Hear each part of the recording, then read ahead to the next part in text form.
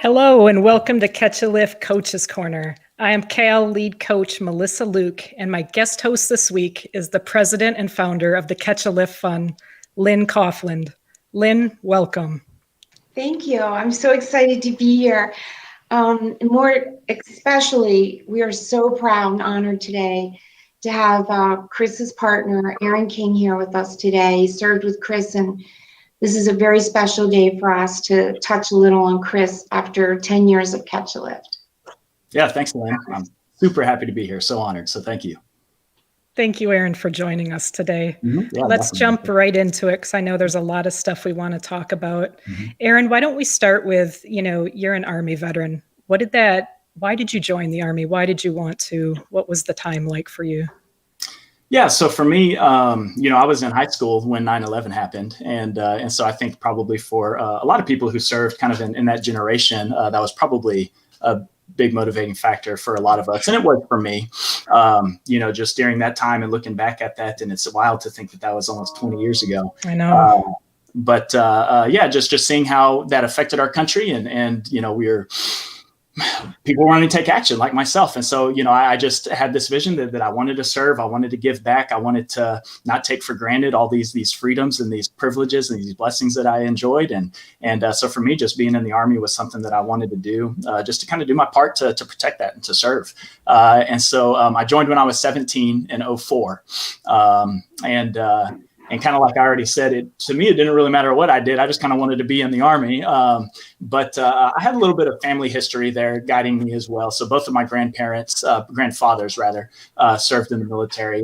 My dad retired from the Army. My older brother, Ronnie, was in the Navy. And so there's a little bit of a family legacy there. And of course, the 9/11 events were big motivating factors for me. Yeah, like you said, that definitely, I know for myself, when it happened, I was a sophomore in high school, and that single-handedly, I knew I was going to join the Army, but it was from that point on, like, not only am I going to join, but, the idea was to go to war. Right. So how did you end up in intelligence? Because I know that's not where you started out. Right. Yeah. And so I hinted at this before. I just wanted to be in the Army. I didn't really care what I wanted to do.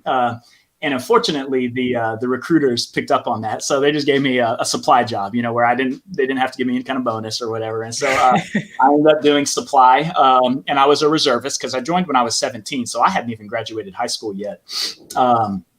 And so between my junior and senior year of high school, I went off to my basic training, and I came back as a reservist doing my senior year of high school, just doing supply for a local MI battalion, so a military intelligence battalion. And so that's what I did for a few years.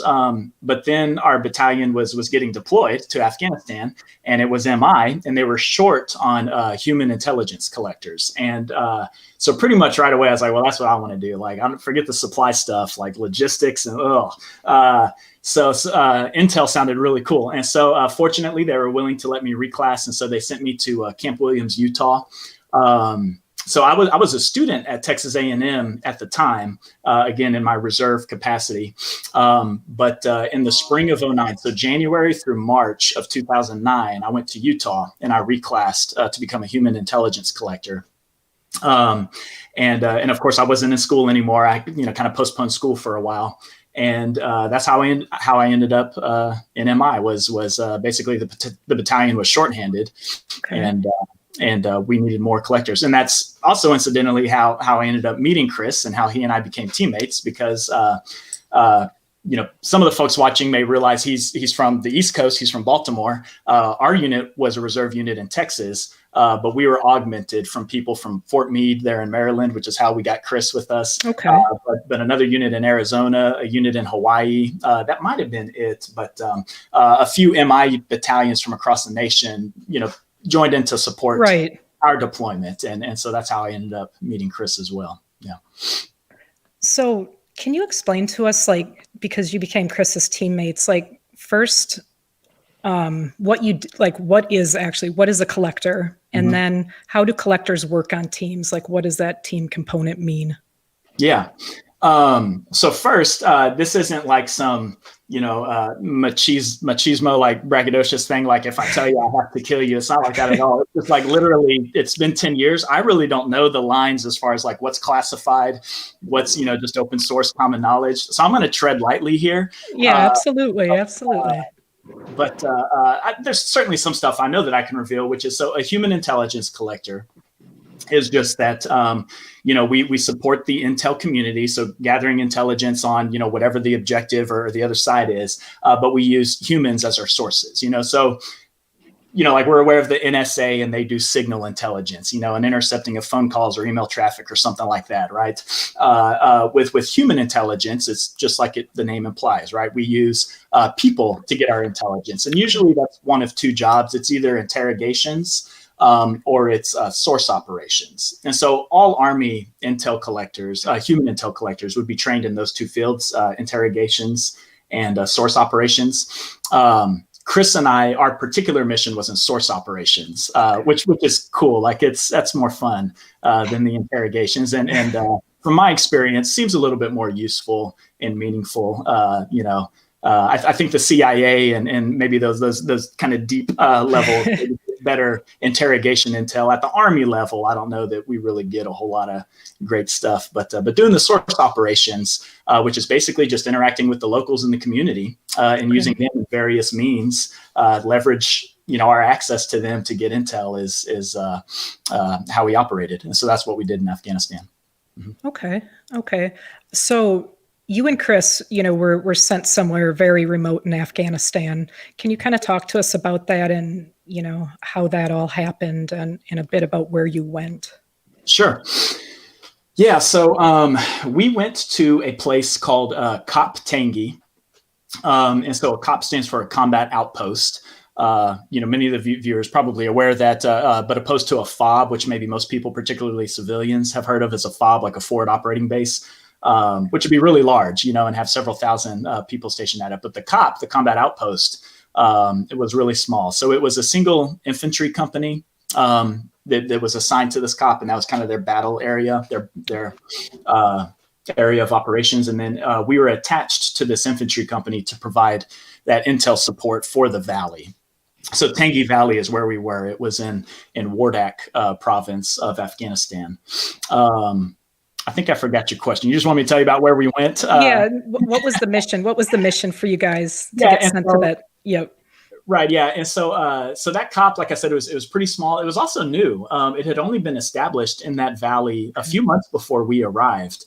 And so it was, we were kind of a part of helping to kind of build up and, the actual like facility, the tents and the billeting and all that. Right. And then of course, understanding the area because it had been kind of a dark spot intelligence wise for us. And so we were a part of some of that early intelligence on the area. And so the mission was to support the infantry company that was there, provide them with intel support, on maybe some high value targets, some like, IED network chains, suppliers and manufacturers of IEDs and stuff like that in the area. And most of our mission, really seemed to be focused on that IED side because that was one of the things that made that valley valuable to the Army was, it was a valley that had a highway that was connecting two different provinces. And so it was a strategic spot to move, people and traffic and supplies through. But without a military presence there, it was also an extremely dangerous spot. And there were IEDs all over. And so, to the extent that I'm aware, I think that's probably why the Army decided to build a combat outpost there was to get better, presence and intel in that valley so that we could actually use it as that means of getting around. Because Afghanistan is very mountainous. So apart from the helicopters, there's not a lot that you can do unless you have good control of these, roadways and stuff like that. And so I think that was kind of a primary focus of the big mission there. Right. You described the area once as kind of like the Wild West. Do you want to talk on that for a minute and what it was like in that valley there? Yeah, sure. So I kind of already hinted at that before, where it was kind of brand new when we got there. They hadn't had been there long. And so, Chris and I would just kind of joke that it was kind of like the Wild West and there was nothing around except for dirt and ammo, and our unit armed us to the teeth. It was ridiculous. The amount of weaponry they gave us, much more than we could ever use. Absurd. But it was kind of part of the, I don't know, just the atmosphere in the field, just kind of feeling like it was kind of cool, kind of fun. But yeah, so it was, the valley, like I said, is really mountainous. And so it's mountainous on either side. And so there's a valley. So, in between is where the villages were. There was a river running through there. And so that was a pretty good water source for, farming activities. And I remember the locals, it seemed like they grew a lot of onions. And I remember quite a few like apple orchards. Really? Yeah, maybe what they, produced there. And so having that river run through the valley, made it pretty green, pretty lush, and a good source of, livelihood and income for the locals. Right. So in terms of this Wild West thing, I think that just mostly had to do with, the presence being the military presence there being pretty new, and us being on the forefront of helping to establish that. And just again, I mean, the mountains and the dirt, or you're down in the valley where it was kind of lush and green and they had crops growing. But it just felt like we felt very autonomous, which was in a way, kind of good, kind of fun. Moved away from like the our command's flagpole at a different fob somewhere else. And so we got to have, kind of a decent amount of autonomy about like how our schedule looked and what types of missions we, try to prioritize and how we supported that local infantry company. So. Would you tell us about when Chris was killed, Aaron? Yeah. So, we weren't there for very long. We arrived at the COP, I think probably in late October of 2009. And then Chris was killed November 13th of 2009. So, I mean, it was very short. In fact, I arrived there a few days before Chris because he had to stay behind and get licensed to drive an MRAP at Bagram. And so, Chris might have only been there about 10 days or so. I don't really remember exactly, but it was a pretty short time. And so we knew from the get-go when we got there, it's pretty evident as soon as we arrived, like, wow, like this place is littered with IEDs. I mean, just daily, there were various IED events, all around the valley. And fortunately, most of those events were, more or less harmless. There weren't a lot of casualties, but they would be discovered or they would be detonated, or whatnot. And so we knew like, wow, this is a real thing, like IEDs are serious in this place. And so, like I said, it became pretty obvious that was going to be probably a big focus of our intel collection, is determining who's involved in making these, where are the materials coming from, and then where are they going, so that we can avoid them. And so, on that note, I feel like as far as, how Chris was killed, that story really starts the night before. We had a way of observing that an IED was being buried in a certain part of the valley. I don't know, I guess I won't go into much about the decisions that were made and how that was made as far as how we interacted. But basically the decision was, we'll just continue to observe and watch where these individuals go. And so then we kind of marked this house that they went into that night. And so, the infantry company that was there, they had platoons that would regularly go out on patrols. It was kind of just presence patrols, and it was a lot of intel collecting, and they'd establish contacts in the various villages and just get a feeling for who lives here, what are they doing, are they sympathetic to like the Taliban insurgent cause, or are they sympathetic to an American presence to bring like security or democracy or whatever. Right. And so the infantry is constantly just kind of going out and having regularly scheduled patrols with no, like combat mission, just having a presence, right? And so that infantry company had a patrol like that already scheduled to go on the east side of the valley. Just let's make some contacts in this village. Let's figure out who's here. Let's talk to the locals, see how that can help us accomplish our mission. But then this happened the night before, right? We observed that these people were bearing this IED.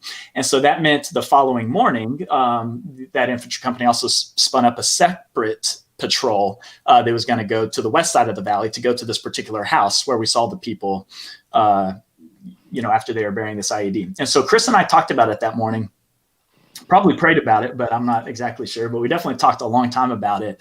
Like, what are we going to do? Because we were just a 2-person team. It was just me and him. And so we could either both go together like we typically would, battle buddies, and Right. I have each other's, 6, we have each other's back, and we go on the same patrol. But that would mean that one of the platoons would not have the intel support from us.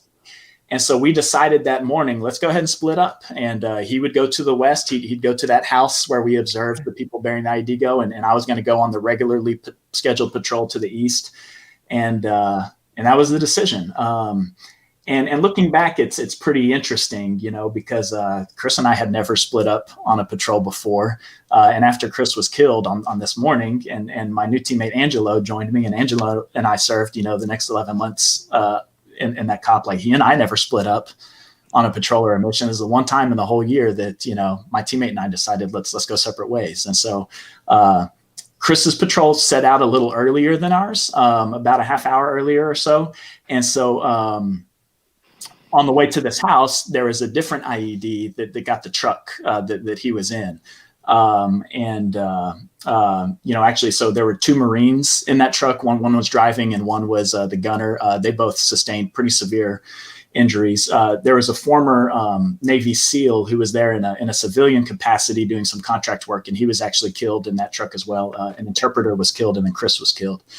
And so my patrol never ended up happening. As soon as we hear that, they're hit. And by the way, that was in a different location than we observed. We obviously knew to avoid the spot. Right. The IED being buried, but along the way, there's a different IED we were unaware of that got their truck. And so, we start hearing all the radio chatter, and the observation posts up in the mountains can see and hear what's going on. And so they start communicating with us at the base about what's happening. So of course my patrol gets scrapped, and we respond, as like security, kind of a QRF, quick reaction force, to go where Chris's patrol was. And, at this point, we don't really know. Like we're all pretty ignorant as to the extent of the damage and what has happened. All we knew is an IED was off and the truck was hit, And I remember on the way just praying that everybody's all right. It's going to be okay. It's not a big deal. And that we're going to be fine. Some of the guys at a different observation post got there first. And so they're the ones who really responded to the battle damage and called in the medevacs and could start communicating what was going on. And I remember, hearing over the radio chatter as they're calling in for the medevac, they're identifying the individuals with, the first initial, the last name, and the last 4 of their social. And so I hear C, Charlie, and then Chris's last 4 of his social called as needing the medevac. And it didn't sound good. And so I remember that's when it really kind of first hit me, like, this is real. It kind of seems surreal at that point, and a lot of like just kind of denial that, I know this happened, but it's going to be all right. But when I could tell that Chris was part of the serious casualties that were getting flown out of there, it was really troubling. And I remember again on our way there, just praying and praying and praying that everything's going to be all right.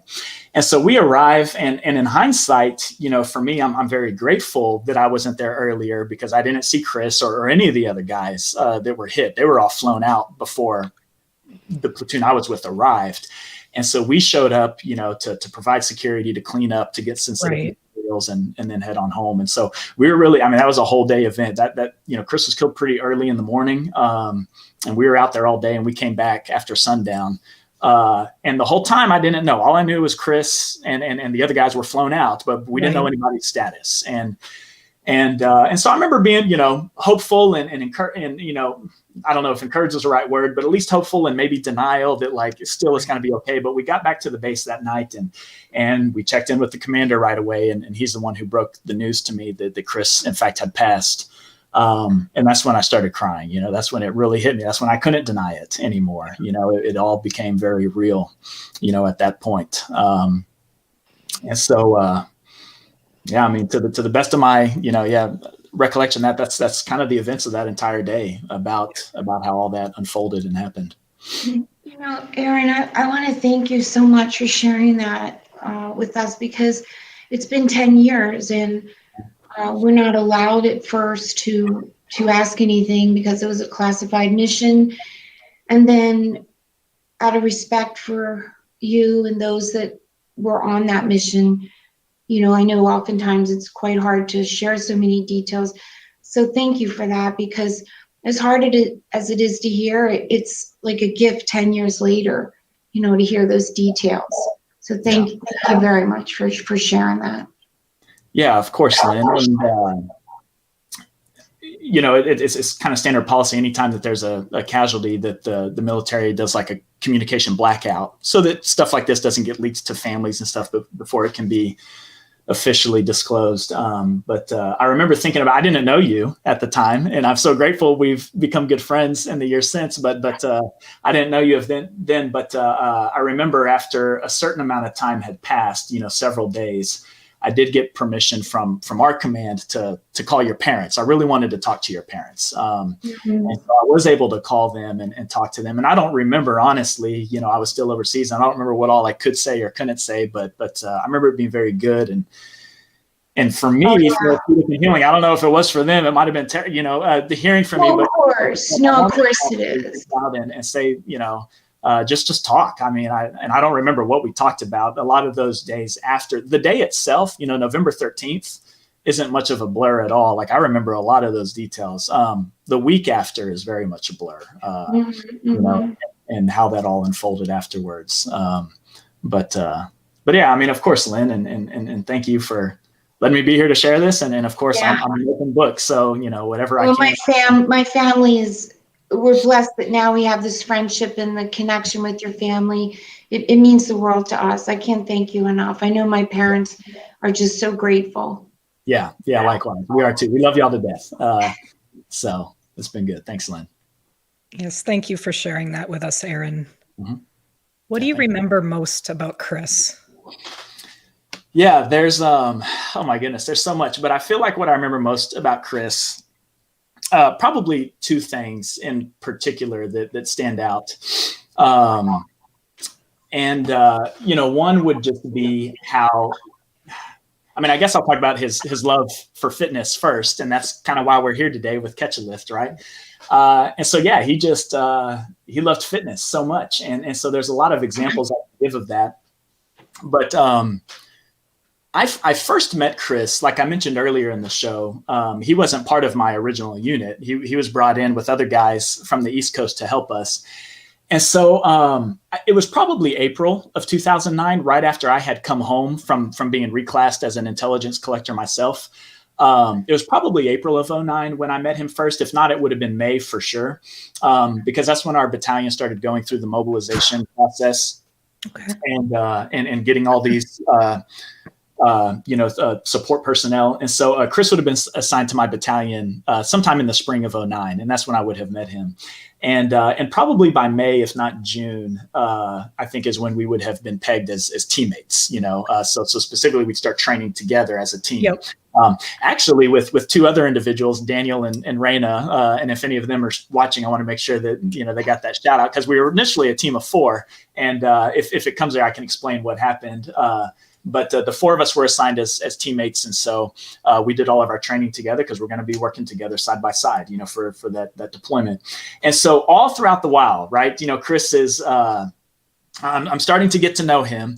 And like I said, it's apparent that fitness was really important to him. And because every single day, every day he would find some way to challenge himself or better yet, like have a competition with the people that were around him, and try to best them in whatever kind of physical activity.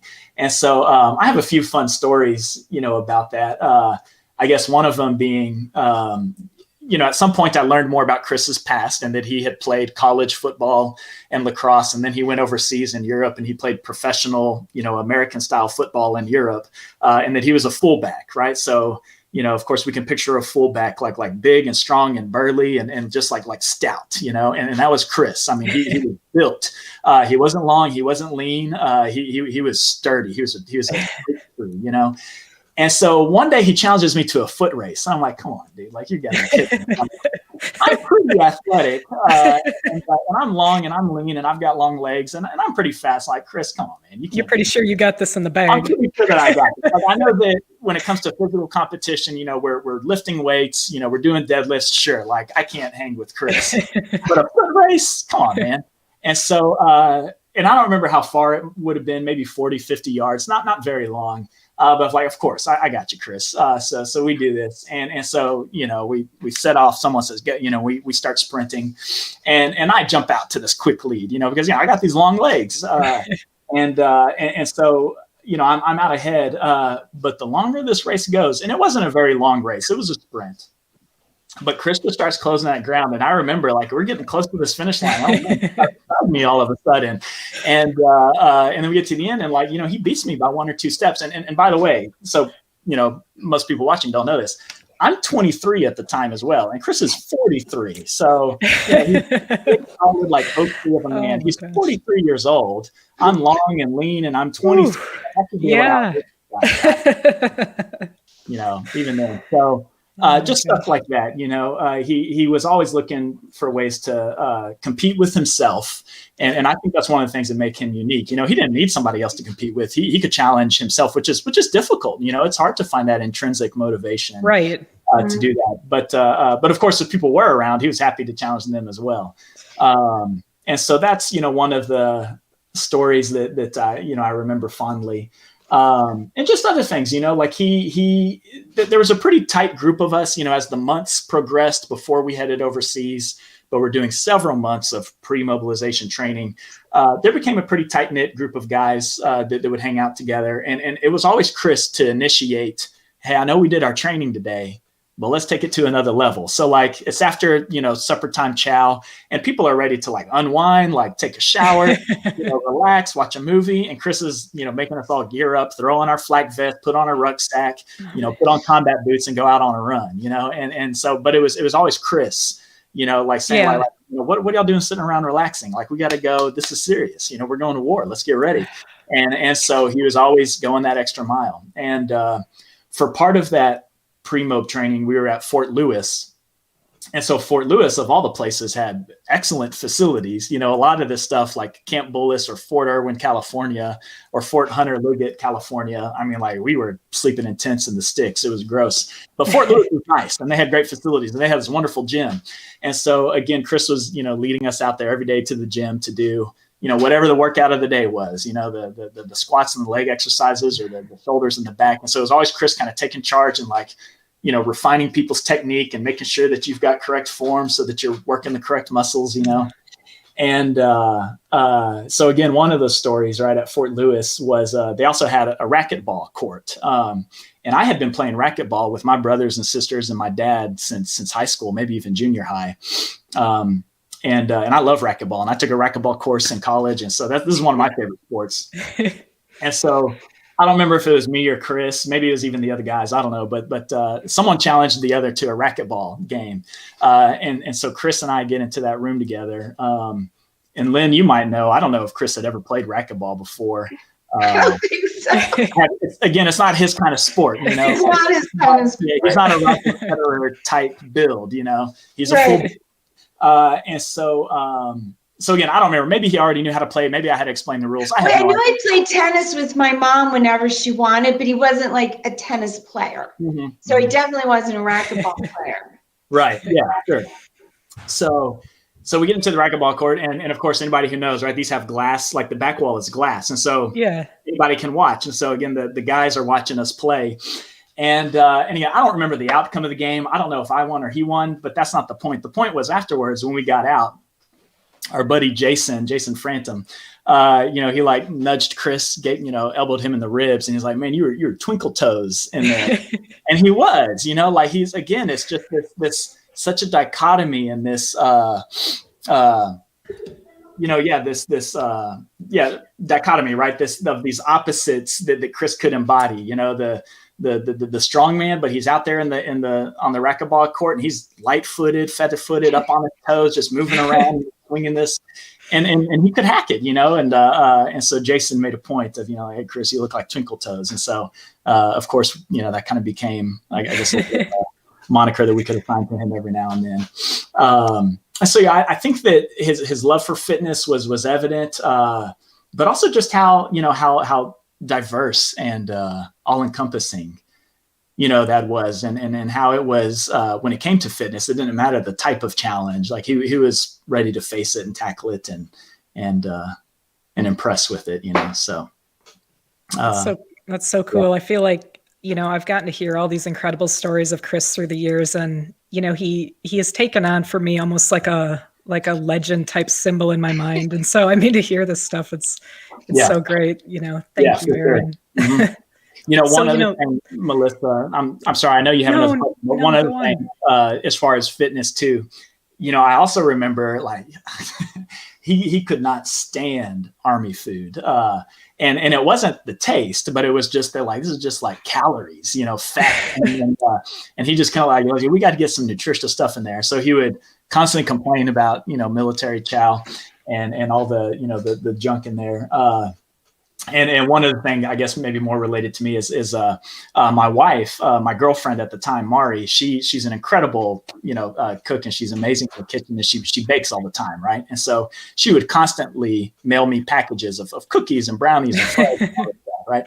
And of course I'd always offer to share it with Chris, and I really don't remember if he took me up on it or not, but I do remember he'd always say like, "Come on, man! Like, what is she doing here?" Like, get her to throw some protein powder into these, and then I'll eat these cookies, but what's she doing to you, man? And so he would give me all the time about, my girlfriend said to me, these baked goods, but he's like, but throw some protein powder in there and it'll be all right. Yeah, he was definitely a nutrition narc. I have his last giant protein powder container, I think. It was huge.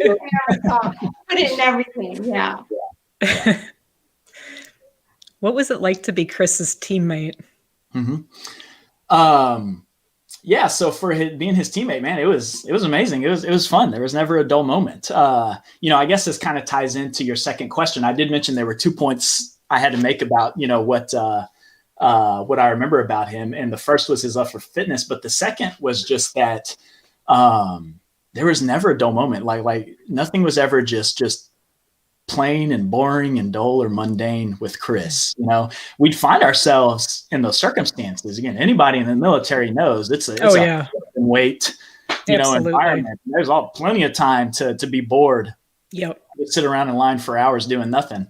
But being Chris's teammate, I was always hanging out with him. So if we're standing in line to get new gear for our deployment or to get the latest, vaccination or whatever, we'd be sitting around for hours, but there was always some fun game to play, or silly, stupid debates to be had. And Chris, he just had a way of taking anything and turning it into a controversy that he want to argue with about, So I don't know, Lynn, if he had any background like on a debate team in high school or something, but that was just second nature to him. He didn't have to believe this stuff. He'd take his stance and stand that ground and induce an argument about nothing, something so stupid, but he turned it into fun conversation is the point. He did. He kept things lively. He engaged people all the time, and he really kept it fun. As much as he believed in what he believed, he really kept it open for everyone to be able to contribute. There was no right or wrong. Yeah, absolutely. And I certainly don't ever want to give the impression during this talk that it was just like me and Chris this whole time, right? So sure, he and I were teammates, but there's all kinds of people. There's the entire battalion, just going through all these processes together. And so, just whoever's around, Chris was that person. He was just a magnet. And so everybody wanted to be, jump in on these conversations and chime in and give some feedback, And so, again, some examples of that. This one did happen to be just me and Chris, but there was one time that he and I had to pull some late night, like CQ, charge of quarters duty. It basically just means like we're sitting at the desk, paying attention to what's going on in this building and writing down, all the phone calls that happen. So whatever, right? We're doing CQ duty together. Again, it's one of those, it's long, like 4 hours. You've got nothing to do but sit and talk. Oh yeah. Yeah. And so Chris, like he has this. Melissa, help me out here. Is it Stars and Stripes? Is that the paper? Yeah, Stars and Stripes. Yep. So he's got the Stars and Stripes paper, right? And he's reading this article about like, a private and a specialist who are getting busted because they're supposed to be, I guess they serve some quartermaster capacity, and they're supposed to have delivered the mail. And so I don't know where this was happening, some stateside base or overseas, I don't know. But the Stars and Stripes is reporting on these two enlisted folk who are supposed to be delivering the mail. But because that takes work and effort, they would take the mail and they'd like toss it in the dumpster and they go hang out on or something, you know. And so their command finds out about this, you know, they get punished, and Stars and Stripes runs an article about it, right? And so Chris and I are sitting there on CQ. He reads this story and he tells me about it, and this is Chris's reaction. Good for them. Like, no, that's so wrong. Like that's That's hilarious. Good for them. The context of the stuff this is just emphatic. Like, no, good for them. Like, who needs that mail? And so we go on about how we're all narcissists, you know, and like, you know, we're so in love with ourselves and we're not that important, and like, why shouldn't we, you know, this privateness specialist shirk their job and just go have fun? Like, that's what they should be doing. And so, of course, you know, and I don't know if Chris believed that or not. He did always give me a hard time for all the letters and packages I got from him. He was constantly ribbing me. He did say that. He'd say, don't you dare write a letter. That's ridiculous. I have things to do. You know, tell the family, don't send mail. Yeah. And Lynn, of course, you would know this so better than me. But it was, you know, he was always just, you know, he was always such a mystery. So what I, to this day, don't really know is if he really believes that stuff, like if he really didn't want you to send him letters, or if he really thought like mail. No, he really meant it. Or if it was just him, you know, playing that card, like he's just gonna be, you know, go against the grain because that's. Yeah, no, he really meant it. He really meant it. You couldn't give him a gift, anything. You know what though, Aaron, I did want to ask you, I do not have a record, which I would give anything to find, of what his PRs were on like a deadlift, his bench. I feel like I had him somewhere and I cannot for the life of me find him. I would love to know those PRs. Wouldn't they be fun, Melissa, to have for Catch a Lift? Absolutely. As like PRs, you know, to hit. Yeah. I have his last workout, but I don't have his PRs. Right. Yeah, and I have no idea either. You know, and unfortunately, the Army's not going to have any records like that because for us, you know, the only official PT records would be push-ups in 2 minutes, sit-ups in 2 minutes, and then the 2-mile run. And those are the three metrics that they use. Yeah, I know he broke those at Fort Meade. He broke those records when he enlisted. But other than that, but it would have been fun. It would have been fun. Oh my gosh. Yeah, for sure. Yeah. So as far as, you know, so something like that, I mean, I don't know, like maybe we could find somehow. And I'm definitely going to figure that out. Yeah, the push-ups and the sit-ups and the 2-mile run. That'd be so fun. Yeah. Let's talk a little bit about the Coughlin name and what it means to you, Aaron, and how it's really become a part of your family. Yeah, sure. So again, I think as y'all have seen a little bit, you know, because of what happened to Chris, and because my wife is this incredible human being, you know, she was really the one behind you know, our decision to actively travel out to the East Coast, because we live here in Texas. But to travel out to the East Coast, usually in early November around the anniversary of Chris's death, and go visit him at Arlington and then meet up with the Coughlin family. And honestly, if I was not married to Mari, I don't know that I would have ever done that. You know, I don't know. I'd like to think that I would, but Mari is super principled. And relationships are so important to her. And so, and she's also she's a mover and a shaker. She just makes things happen, you know? She doesn't just dream, like she acts on it. She's an entrepreneur, you know? And so she was like, just really the force behind, you know, it doesn't matter the cost or the time, like, let's go out there. This is important, you know? Yeah. And so, so that first anniversary, you know, it would have been November of 2010. We would have been back home from our deployment just about 2 months because we got home in September of 2010. Okay.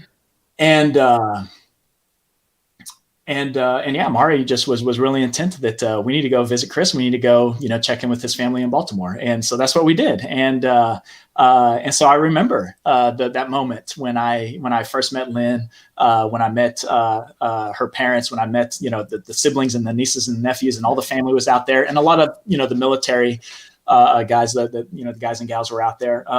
and we had, a little like memorial service on the anniversary around his tombstone there in Arlington. But that just kicked off, a new tradition for us. And so we've not been back every year since. It's been 10 years. But the only times that we haven't been back, I think, is when Mari was pregnant or we had a brand new baby, So we've got 3 kids now. And most of those years out of those 10 years, we made a trip out east to visit Chris at Arlington and to visit the Coughlins. And so that means like we've gotten to become close to the Coughlin family. And Lynn, help me out here. Did y'all launch Catch a Lift in 2010 or was that 2011? Yes, 2010. Okay. And after the first time you were here, I got keep this in Chris's flag case. Maury sent me the most beautiful note and just beautiful prayers in there. And this means so much. I keep it in Chris's flag box always. But it was 2010. So he died in November 2019. And we started the whole concept February 2010. February 2010. Okay, wow. So I was still overseas and you were already thinking about Catch a Lift and all that. Okay.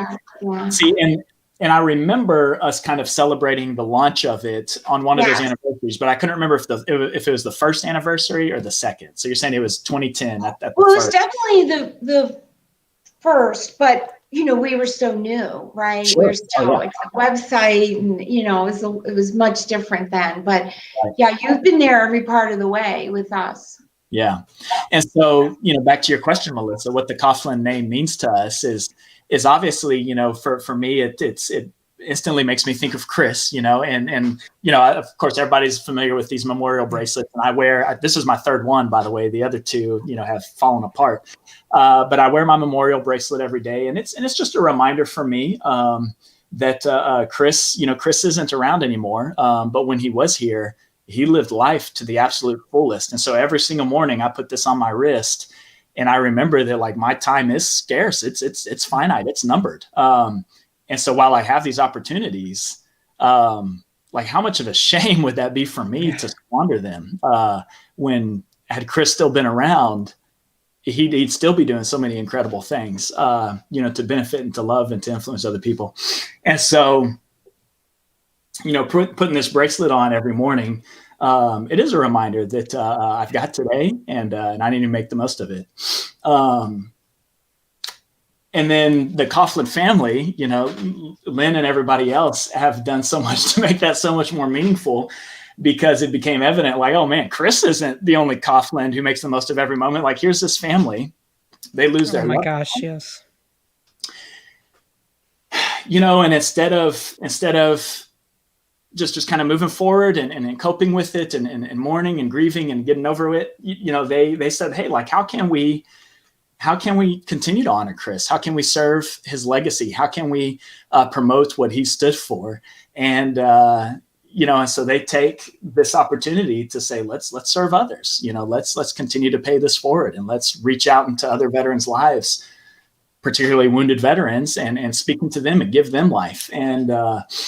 And so, again, I didn't know the Coughlin family until we went out there and visited, but it became so evident that their love, that their service, that their willingness to sacrifice and serve, I mean, it's incredible. It's flooring. It is. And so, has done all this stuff and become what it's become, and now we've got thousands of veterans, who are benefiting from this. And so, anyways, it just became really evident to me and Mari that like this Coughlin family is pretty cool. Like they're amazing people. And like I said, we're so honored to have become, really good friends through these years. And so I mentioned, that we have 3 kids, and we have 2 daughters, a 5-year-old Elizabeth and a 3-year-old Juliet. And then here in April, our first son was born. Excuse me. And so, we found out, I think actually it was Veterans Day. It was Veterans Day of 2019. We found out we were having a boy. So he was 20 weeks, in utero, and then we had our sonogram. We're like, hey, we're having a boy. And this was Veterans Day. And so, that means Mari and I start talking about, well, what are we going to name him? And we had a few ideas that we're tossing around. And I think Mari sat on this name for a few weeks, but then she told me, she's like, I think we should name him Coughlin. And and she said she'd been thinking about it, but she didn't want to tell me because she didn't think that I would like it. And she was right. When she first told me, I was like, that's weird. Like, I don't like that. But she was talking about how she likes last names for first names for boys, examples like Harrison and Campbell. These are names like boys' names that she likes. And so Coughlin obviously fits that bill.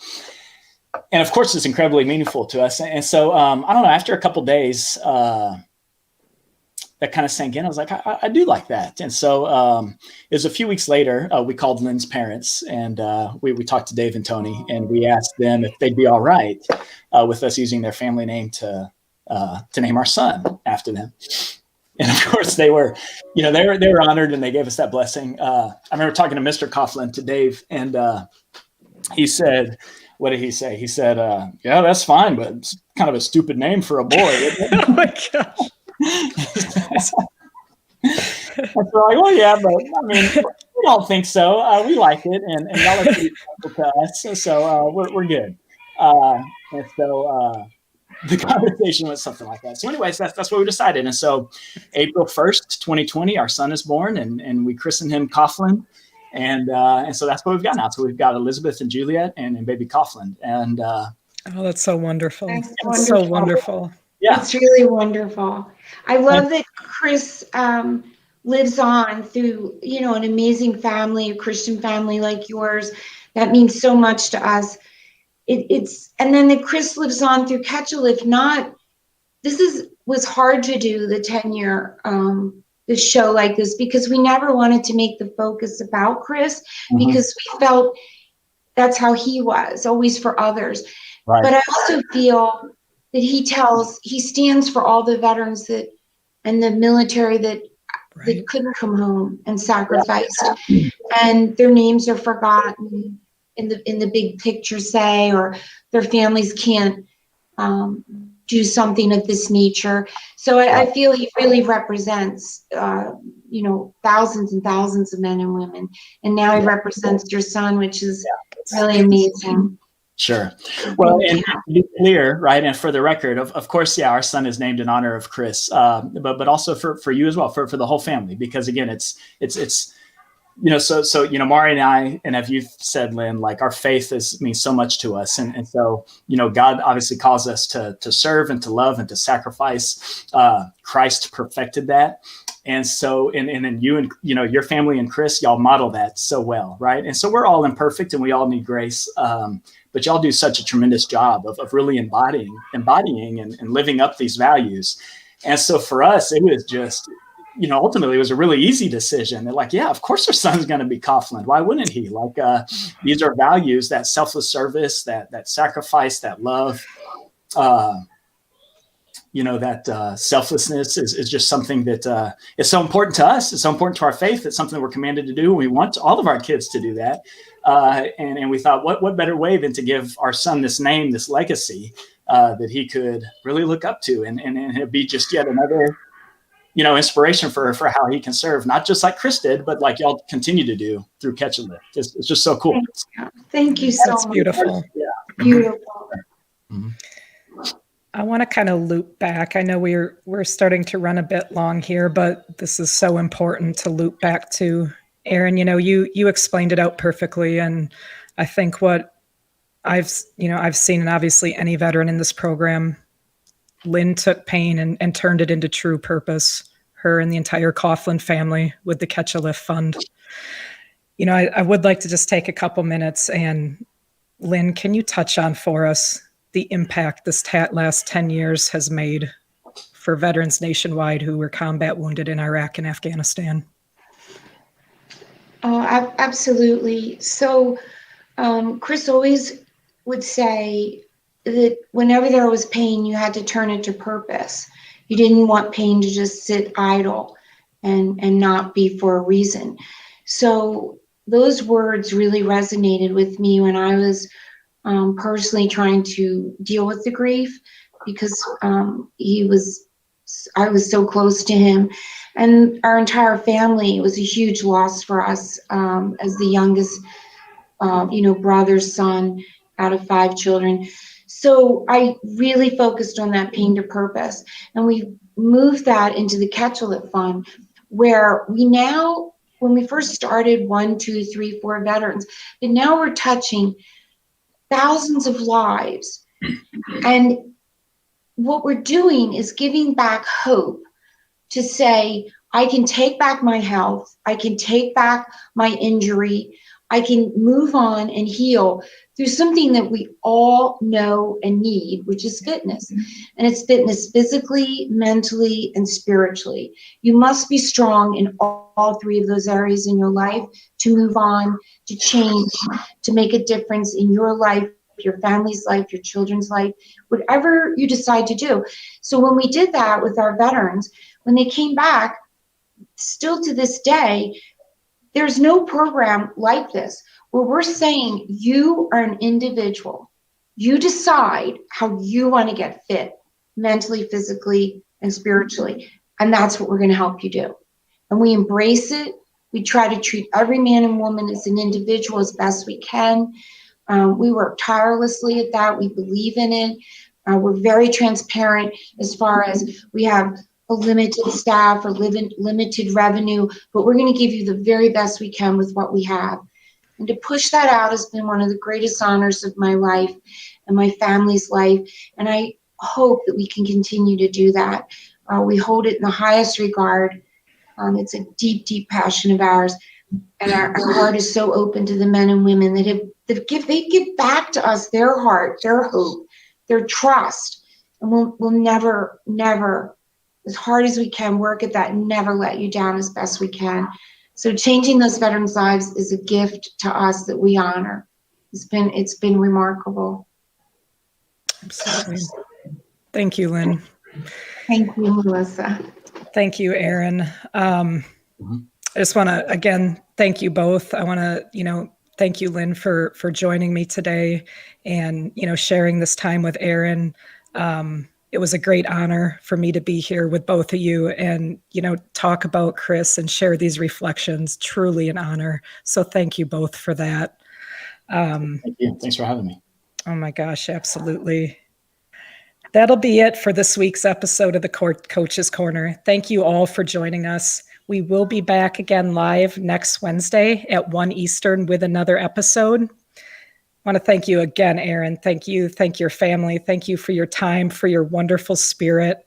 Thank you, everyone who tuned in today. Thank you, Lynn, for everything. Thank you for waking me up to live so many years ago. I want to thank the entire Coughlin family for continuing to pay it forward and put that pain into purpose. We also would like to thank ID Technologies for their continued support of the Catch a Lift website, Landing Zone, and this podcast. None of this would be possible without their additional support. Thank you, Henry Pomper, for streaming us today. And thank you to all the Catch a Lift veteran athletes. Lynn? Yeah. And very, very special thanks from my family and from myself, Aaron, to you. We love you. Our hearts are full. And you make every day worthwhile and something to live up for. Thank you so much. Thanks, Lynn. Yeah, we love you too. We love y'all so much. Thank you. Okay. Any veteran members, if you're free to come and jump on with Lynn, Aaron, and I, if you guys would like to talk some more, just leave your name in the YouTube chat box. We'll be here and we'll get you guys a link over. Until next week, stay Cal strong and keep it real.